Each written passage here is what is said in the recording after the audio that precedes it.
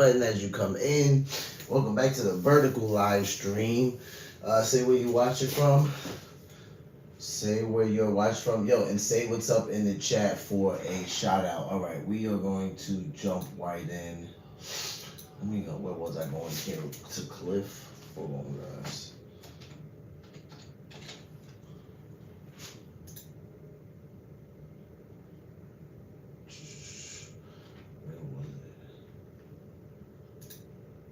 Listen to how this... Okay, the witchcraft family, that's right.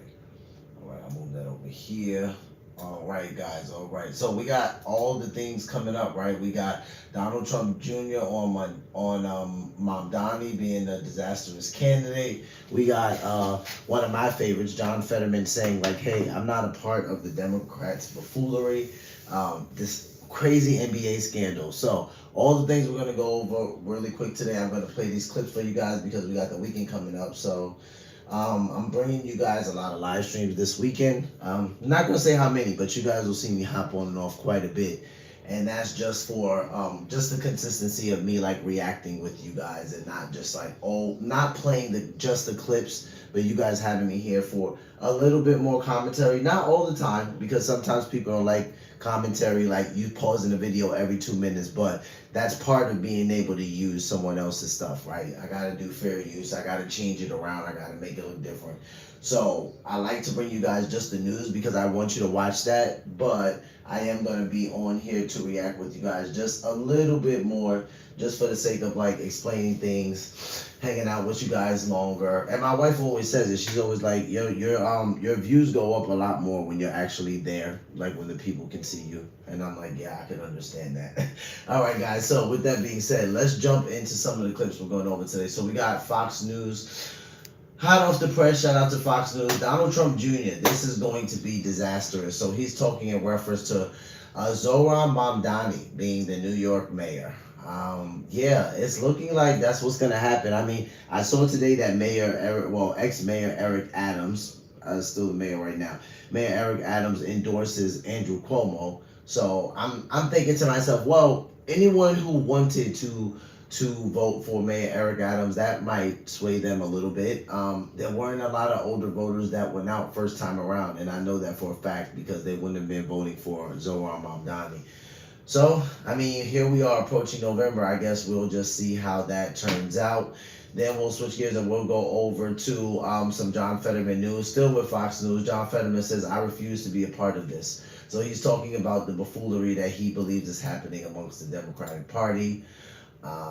Give me 1 minute. Let me go past this. And then we'll go over to Fox News. We got Kash Patel saying, we're coming for you. Patel warns basketball arrests are just the beginning in probe. So this crazy NBA gambling scandal has sent shockwaves through the NBA world. It's pretty disappointing. I'm not going to lie. It's pretty disappointing. Some people were shocked by it. Some people were not. The next two clips after that pertain to the same exact thing. We just got CNN. Jay Tapper's talking a little bit. Sprawling mafia linked sports rigging gambling scheme busted by the FBI. And then we got Rawls. Shout out to Rawls. Inside the NBA, Shaq and Charles react to NBA gambling scandal of Chauncey Billups and Terry Rozier. So we'll watch that, just a couple minutes of that. And then we'll finish the live stream with a clip from Cliff Buell, talking about a whole entire family that was into witchcraft. So with that being said, welcome to Cozy Corner TV, ladies and gentlemen. I am your host, Karen Smith, call me Q, and we are back on the corner. We're about to jump into this live stream, guys, and get into these clips. Let me say what's up to the chat. Say what's up as you come in. Gummy, what's up? Shout out to you. How are you today? I'm doing well, thank you. How you doing today? It is Thursday. Thursday's actually my favorite day of the week. Everybody has their own favorite day of the week. Thursday's been my favorite day of the week for a long time. I'm not sure why. It's not a popular day. It's not the very beginning. It's not hump day, but I've just always felt a way about Thursdays. So let's go ahead and jump right into the first clip, guys. We got Donald Trump Jr. talking about Zohran Mamdani being disastrous, a disastrous mayor for New York City. I can't lie, I kind of agree. Let's take a listen. Days in the New York mayoral race. Gummy, hit that like button for me, Gummy. Subscribe, shout out to you. And socialist Zohran Mamdani is insistent his plan to raise minimum You guys hit that like button as you come in. Say what's up in the chat. Don't forget to subscribe. So candidates in the New York mayoral race faced off for one final time before the election. And Socialist Mamdani is insisting his plan to raise minimum wage would be good for businesses. Watch. And the reason that we put forward $30 by 2030 is that that's the minimum that a New Yorker needs to be paid to be able to afford to live in this city. $30 The an proposal that hour. we've put forward would be phased in over a longer period of time for small business owners to ensure that they could deal with this. And it's also one that we are confident we would be able to accomplish. Let's bring in the Executive Vice President of the Trump Organization, Donald Trump Jr. Don, good to see you. It's one thing to say you're attracting new voters by giving them free stuff, giving them more money. But to say the businesses are going to like it, I mean, that's so much of a stretch, right?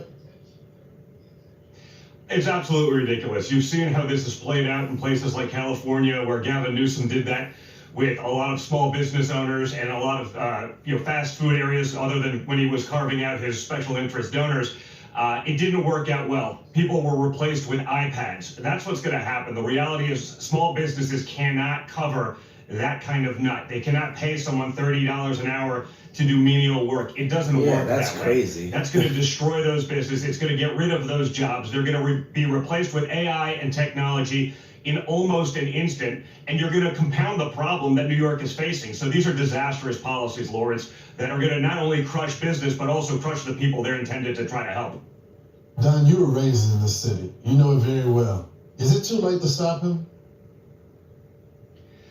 Honestly, it doesn't look good, but perhaps it's exactly what we need as a country. Well, You hate to see New York, the birthplace of Wall Street, the birthplace of American capitalism, go down in flames. But perhaps that's the lesson we all have to see. If the rest of the country watches New York fail, and I believe it will under these disastrous ideas, maybe that's what we need to stop the spread of this scourge, of this disease of communism in America. I hate to see it. It's a disaster for us. We have incredible assets there. My father spent his entire life changing the skyline of New York City, employing tens of thousands of people. But as you saw and as you watched, didn't stop them from going after him, trying to sue him, trying to weaponize the government there against him, having him lose $500 million, which was later overturned once it got to reasonable people. But they've made it impossible for people to do business if you don't toe the line with their radical Democrat policies. And so, again, perhaps like addiction, maybe we have to hit rock bottom in New York City to actually come back out on top and not have a total disaster on our hands. One Florida mayor puts it this way: if Mamdani wins, there's going to be a mass exodus. This is what he had to say. Yep, that's true. And if the polls hold as they expect in the next few weeks, we're going to see a lot more people looking to bring their businesses here and create jobs in Boca Raton. So I think 1 year out, you're going to see a substantial exodus of companies that are able to move. 2 years out, you're going to see depressed values, more unemployment, higher crime. And 4 years out, we don't know. I think at that point, they'll be ready for a new mayor. True, Don? Let's hope so. 100%. I mean, you saw that the last time around, during the last wave around COVID, with all the ridiculous restrictions. People moved to Florida thinking they were just going to get out of New York for a little while. Then they got there and they were like, wow, this is incredible. It's a great standard of living. The 15% that I'm not paying to New York City and New York State in my taxes, you can buy an incredible home and have an asset that's probably appreciated double since then, while the New York real estate market has been largely stagnant. The reality is people, especially in the upper income brackets that are actually paying the vast majority of New York City taxes, they have total mobility, Lawrence. They can move wherever they want. They're going to get sick of it. And once they experience actually getting out of New York, it's wonderful. Like I said, I was a lifelong New Yorker. I lived there for 43 years.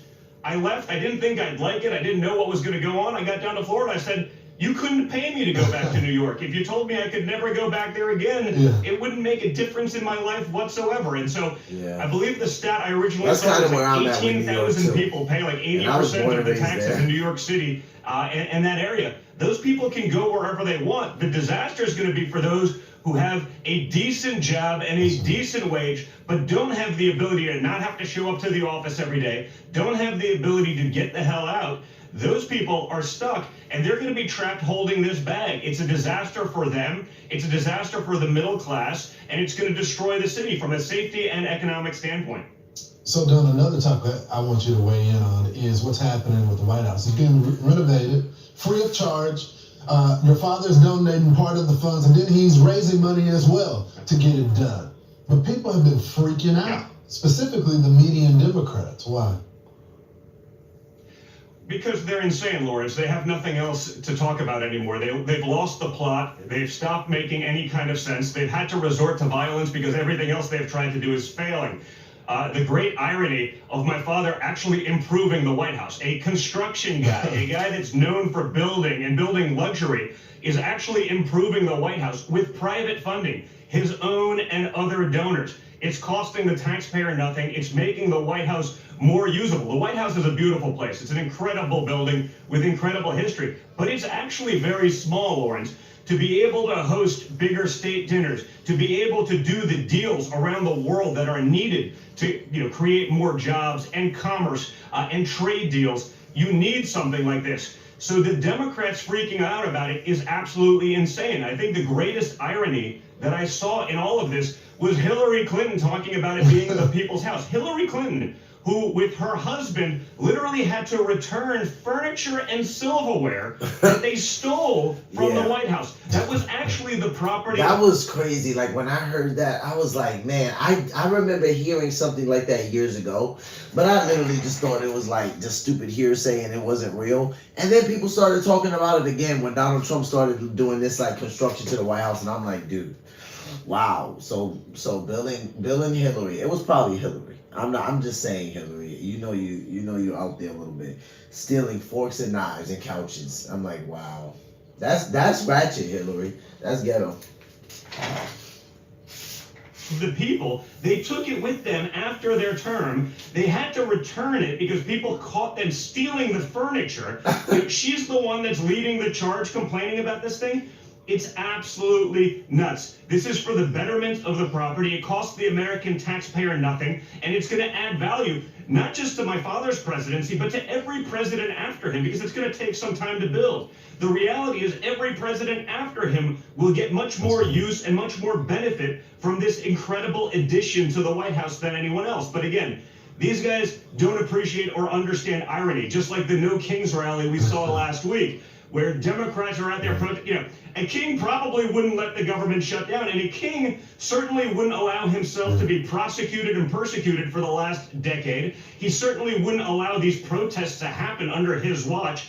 Again, they have nothing else, so they have a narrative. They have a narrative that's still going to be pushed by the mainstream media, even if it makes no sense whatsoever. Yeah, Don, sometimes when someone gives you a gift, it's just okay to say thank you, and that's what they should be saying. We appreciate you coming on the program. Yeah, nothing else. Just thank you. Thank you so much, Lawrence. Appreciate it. Brother. Thank you that the American taxpayer doesn't have to pay for it, Mr. President, but instead they're upset about it. I mean, unfortunately, Donald Trump Jr. sounds a lot right here, where he says, like, dude, they don't have anything else to talk about. So that's what they're talking about, which I think it's insane.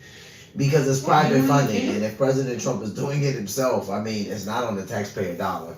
But to see Hillary Clinton, of all people, get upset about it, now that's hilarious on a whole different level. All right, guys, let's go ahead and switch gears right now. We're going to Fox News. Sticking with them, John Fetterman. I refuse to be a part of this. John Fetterman is like, bro, I'm not with the buffoonery. These Democrats are tripping. Let's take a listen. Pennsylvania Senator John Fetterman is with us. Senator, thank you for being with us. I know a lot of Democrats don't want to come on this show. I'll be respectful. I've had the opportunity to meet with you and have, very civil conversations and friendly and actually fun, to be very honest. And we appreciate you being here. Yeah, absolutely. Thank you for having me on, Sean. It's a pleasure to have this conversation. Absolutely. I want to start with this issue because if you go back to the end of the 24 campaign, the closing argument to me was Nazi, fascist, racist, Hitler, Stalin, Mussolini. I don't think it worked out well for the Democrats.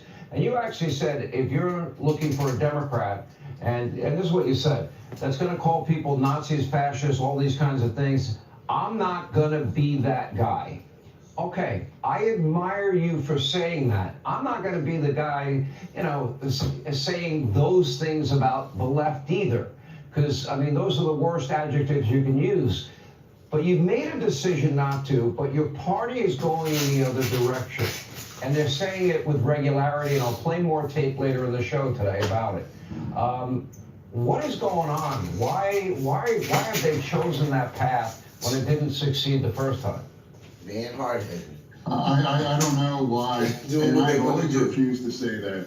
And when Vice President Harris referred to President Trump as a fascist, and I knew absolutely we lost the plot at that point. You know, if you call the president or someone like a fascist, you're effectively calling the people that are going to vote for him, and then they must be fascist too, or they they support fascism and those things, and that's just not true. That's just not it.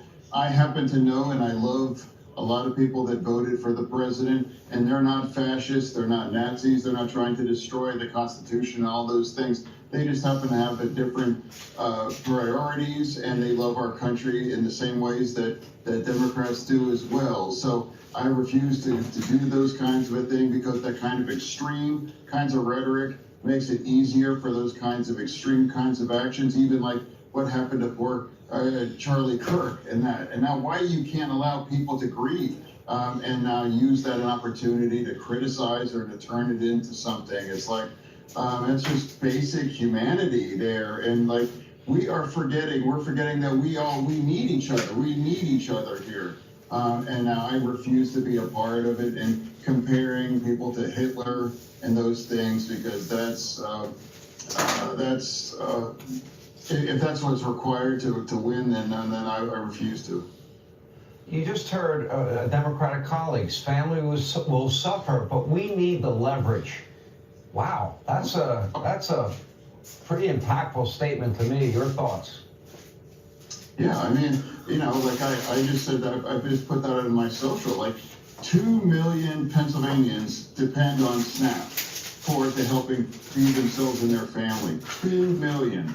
And now that's going to be suspended because our government is shut down. I can't ever vote for that kinds of mass food insecurity like that. And now I'm going to be I'm a country over party guy. I'm always going to vote to pay our military over the party. Yeah, I'm always going to vote to pay the Capitol Police here versus over the party. I mean, I'm always going to vote country over my party, and if I pay a price within my base, you know, that's something I'm willing to do, because I happen to believe it's very true, and that's what's honest where we are right now. It's wrong to shut our government down, and that's going to impact millions of Americans. And I do believe Leader Thune is an honorable man, and I do believe that we can have significant and important conversations to negotiate to extend those tax credits, and I do hope we're able to do these things.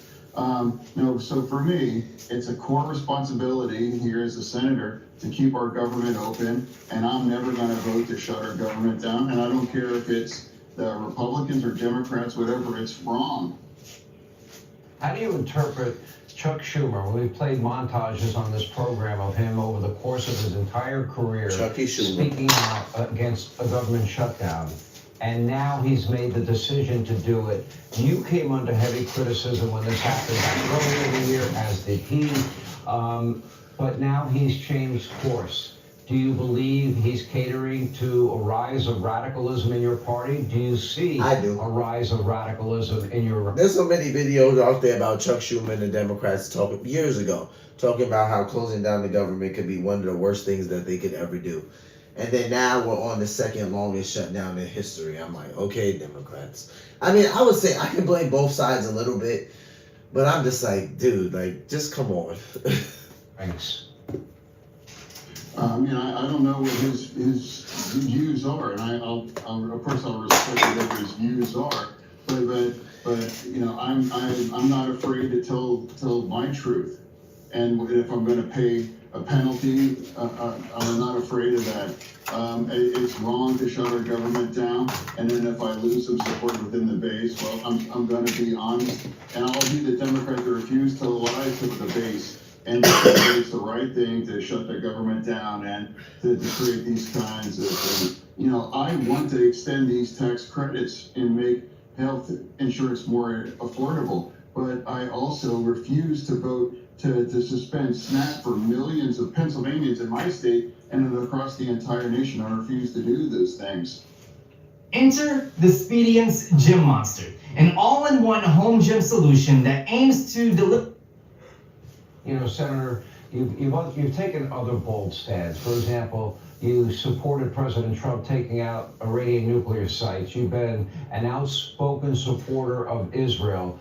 I have a hard time understanding those that don't understand, you know, that the equivalent of 40,000 Americans, based on their population versus ours, were killed in a single day. Murder, rape, kidnapping, torture, beheadings, that all happened.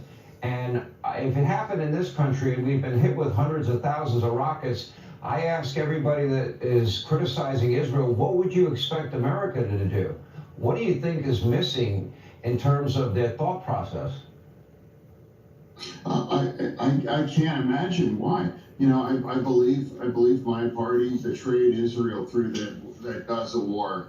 You know, I became really the last Democrat that's going to stand with Israel to the end. And I think I was one of the first and only Democrat to celebrate the ceasefire and the peace deal that the president helped achieve. I mean, that's an incredible development.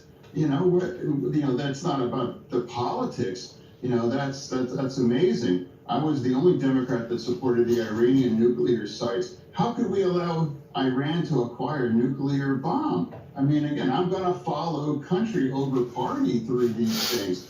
And I think it's magnificent what Israel's been able to accomplish. They were able to break and destroy Hamas, Hezbollah, and Houthis. And now they also broke and humiliated Iran, and that blocked them from acquiring a nuclear bomb. That's huge, and all the experts were wrong. And I was proud to stand with Israel, and I absolutely agreed with the way the president has handled that situation through it. And I'm always going to vote whatever supports Israel, you know, military, financial, intelligence, whatever that is.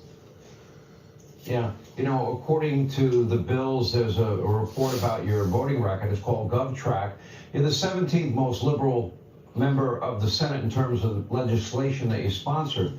And I know you've answered the question about being a Republican many times, so I won't bother asking you. But on the issue of Democrats, because you take a few positions that don't toe the line, they're talking about when your cycle comes up, they want to primary you.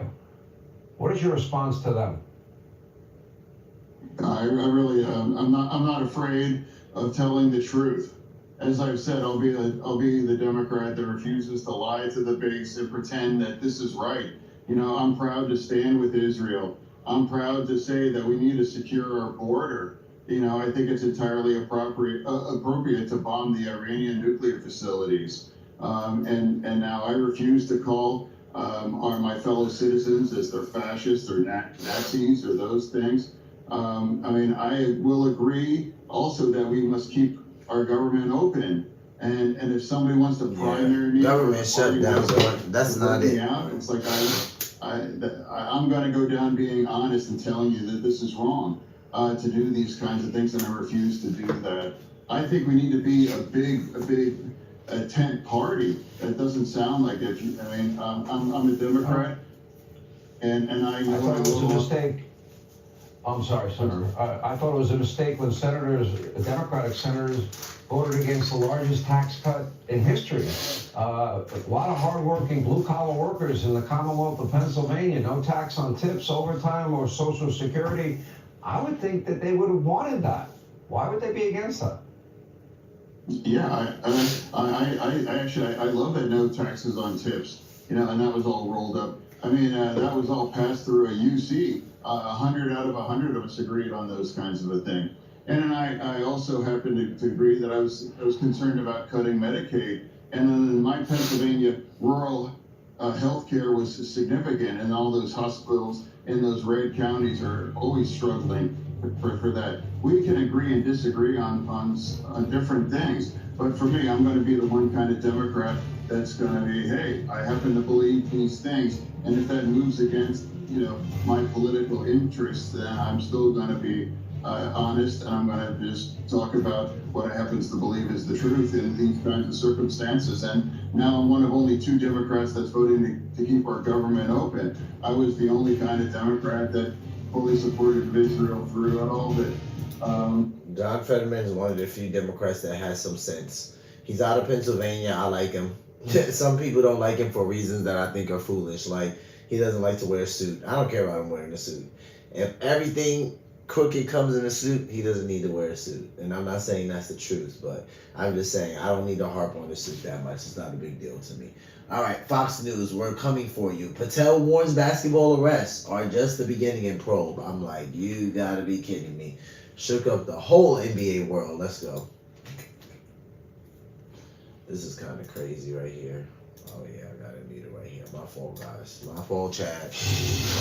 Here with me exclusively is FBI Director Kash Patel. He was also at that roundtable the president held this afternoon, which I couldn't stop watching.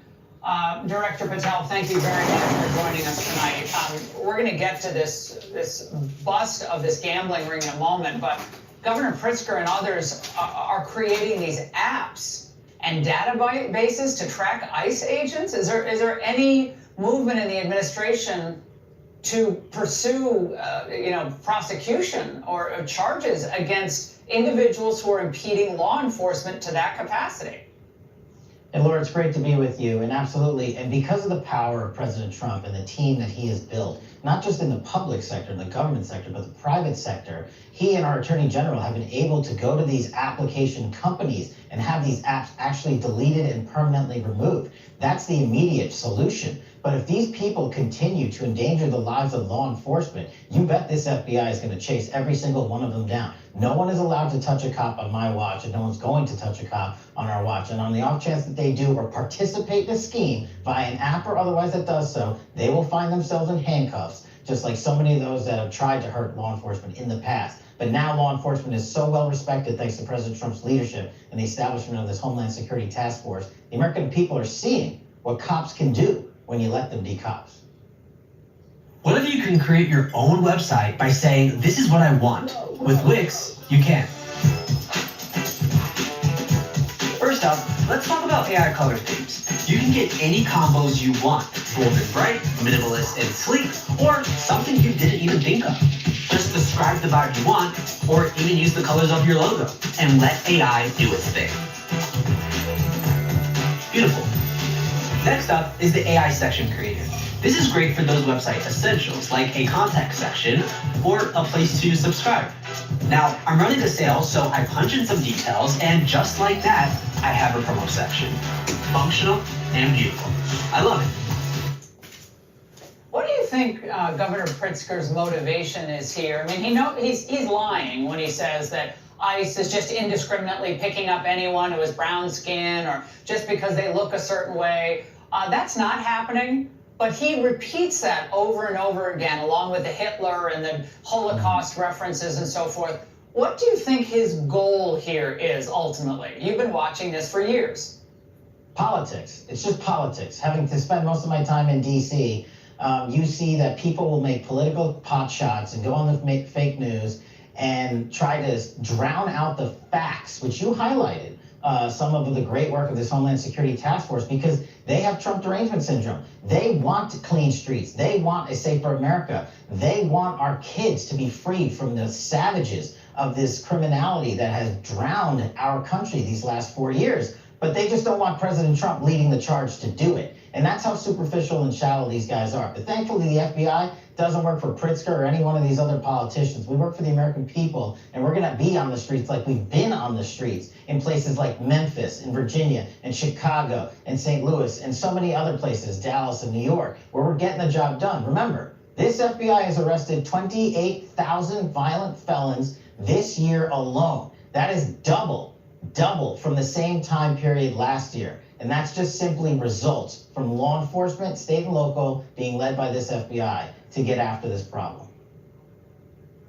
Well, now we found out that former Chicago mayor, who would have thought that she would have come back, but Lori Lightfoot is teaming up with other attorneys to launch something called the ICE Accountability Project. Director, watch this. We want to unmask the ICE agents, the CBP agents who are committing crimes in our city. We have an absolute right under our Constitution to be able to document what's happening. Every single one of those agents, height, weight, hair color, they have a right to compile that information and put together a profile. We believe that they are committing crimes and it needs to be investigated. Director Patel, at a time when threats against agents is up like 1,000%, what can be done here with what they're launching? The good news is they don't have any evidence of any crimes being committed by law enforcement. It's the same Pritzker grab bag of politics. They want to throw out these epithets and think they'll land with the American people, but they're not landing. The men and women in federal law enforcement and ICE and FBI and everywhere else, they are so supercharged by this administration's prioritization of law enforcement and backing the blue and giving them the funding and resources that they need that we are shutting down actual criminality. And the only thing that the Democrats and these crazy liberals have is this paper tiger, and they want to create a fake pinata to go after. But here's the thing, the American people aren't going to swing at that because they care about safety for their kids, their schools, their communities, and that's what President Trump's delivering. Everyone I know in D.C.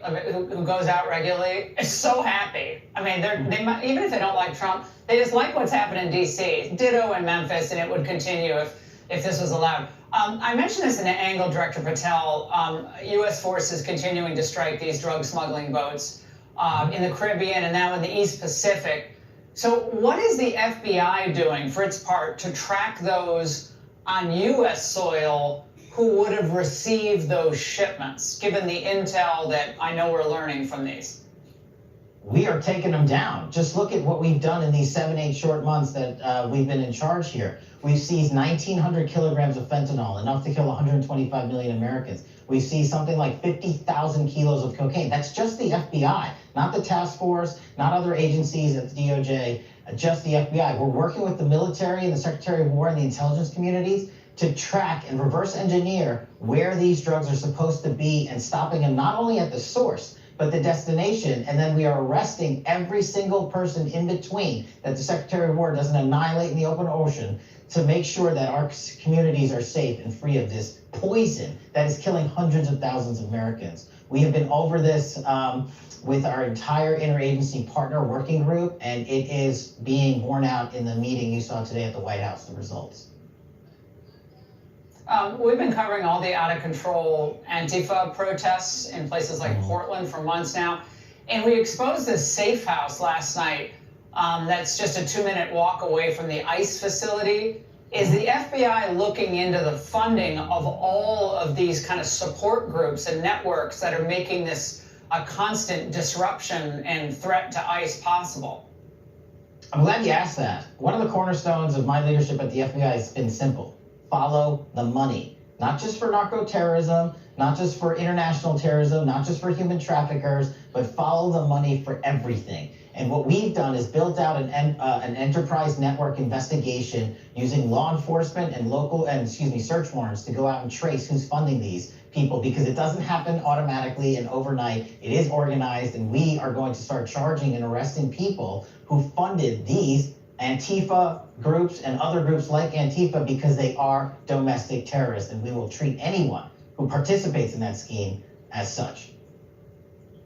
Guys, got hair loss? I know what you're thinking. Should I shave my head?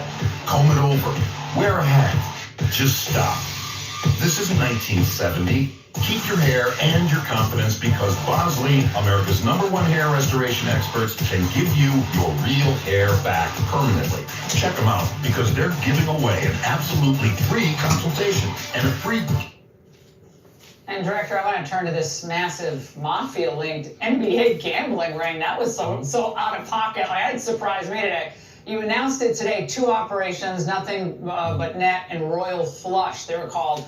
It almost kind of sounds like a movie script. So Miami Heat, their guard Terry Rozier and former player Damon Jones involved. Also, Portland Trailblazers head coach Chauncey Billups, dozens of others arrested in connection with this. What do the American people need to know about this? And sports betting, poker, the mafia involved? What do we need to know? It's simple. We follow the money. And look, while the NBA is a piece of this, they are just a piece of that. What the American people should know is this FBI has no business in being the morality police.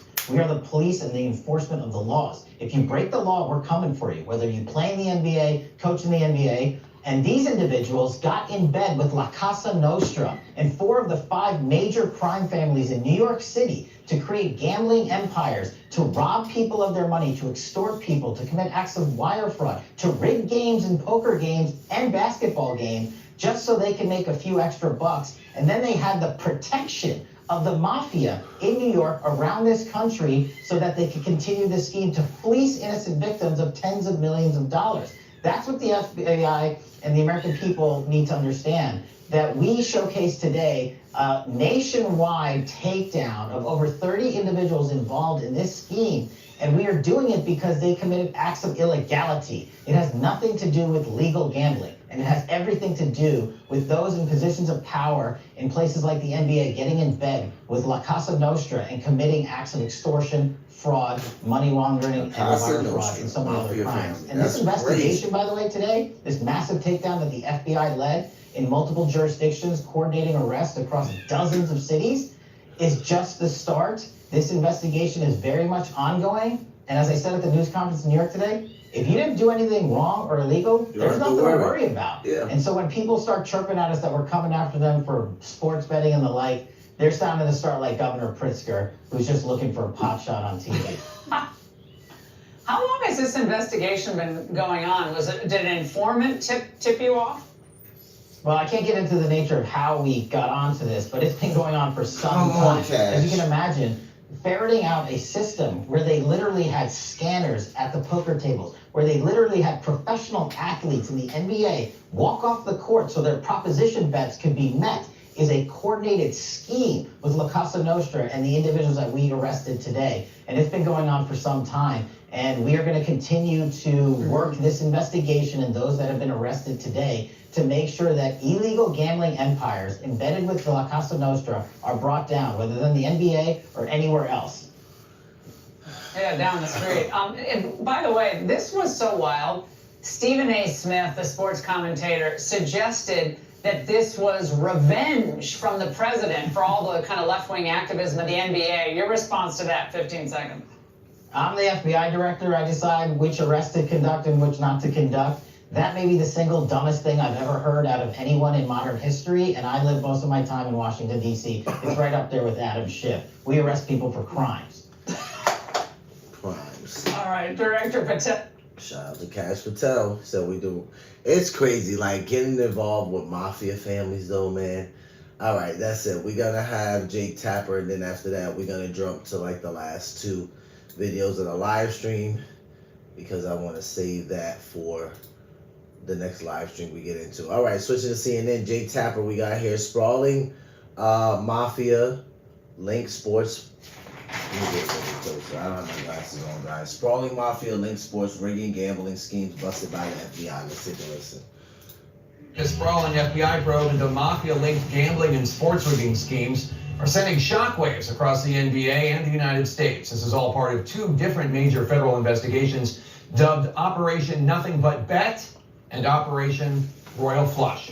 The accusations and the indictments are rather shocking. NBA players faking injuries, underperforming in games on purpose, even giving insider tips about other players such as Lakers star LeBron James. Then there is the separate case, rigged poker games, where officials say high-tech cheating technology, including special contact lenses and x-ray devices that could see through face-down cards, that technology was used to steal millions from victims. So far, 34 people have been arrested, including Portland Trailblazers head coach and Hall of Famer Chauncey Billups and Miami Heat guard Terry Rozier, as well as former NBA coach and player Damon Jones. 13 members and associates from 2 different major federal investigations dubbed Operation Nothing But Bet and Operation Royal Flush.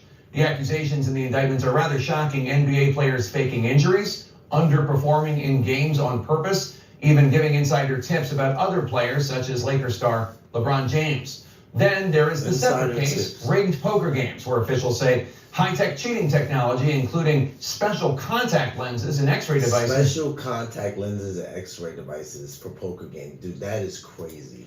High-tech cheating technology, including High-tech special contact lenses and X-ray devices that could see through face-down cards.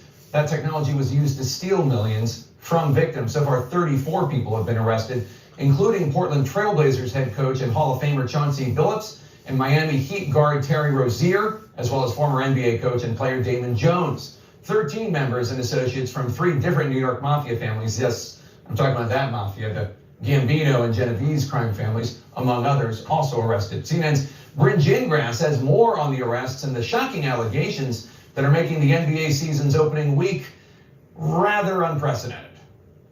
Hello, my name is Adam Ferrari, the Chief Executive Officer of Phoenix Energy. I look forward to... Your winning streak has ended. A takedown of an alleged gambling criminal enterprise linking 4 New York City mafia families and NBA stars.